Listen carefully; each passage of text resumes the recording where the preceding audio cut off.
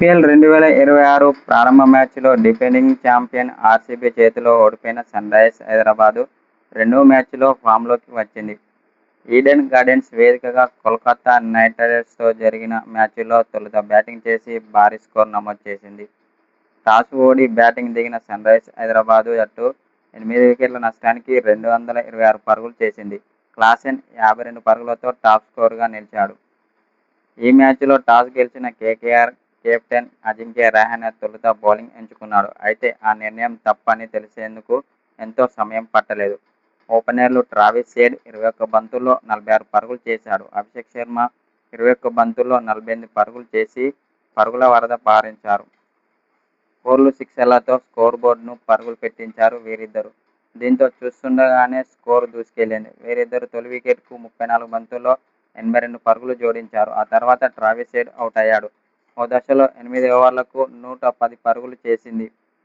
ఈజీగా 250 పరుగులు చేస్తుందని అందరూ అనుకున్నారు. కానీ ఆ తర్వాత ఓవర్లలో ఇషాన్ కిషన్, అభిషేక్ శర్మ అవుట్ కావడంతో స్కోరు బోర్డు కాస్త నెమ్మదించింది. కాసేపటికి అనికేత్ వర్మ 1 పరుగు చేసి అవుట్ అయ్యాడు.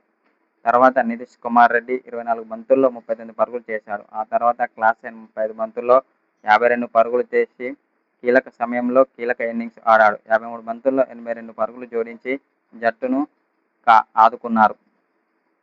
చివరకు సన్రైజర్స్ హైదరాబాద్ నిర్ణీత 20 ఓవర్లలో 8 వికెట్ల నష్టానికి 226 పరుగులు చేసింది. కేకేఆర్ బౌలర్లలో ముజారుద్దీన్ 4 వికెట్లు తీశాడు. అయితే ఈ మ్యాచ్లో సన్రైజర్స్ హైదరాబాద్ ఆటగాళ్లు చాలా అద్భుతంగా ఆడారని రికీ పాంటింగ్ అన్నాడు.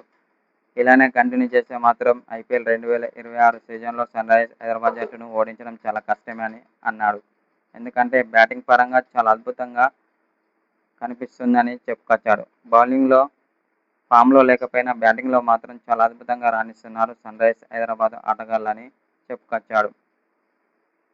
వాళ్ళ యొక్క ఫామ్ను ఇలానే కంటిన్యూ చేస్తే మాత్రం సన్రైజర్స్ హైదరాబాద్ జట్టును ఓడించడం ఏ జట్టు వల్ల కాదని ఆస్ట్రేలియా మాజీ కెప్టెన్ రికీ పాంటింగ్ ఓ సోషల్ మీడియా ద్వారా తెలిపాడు.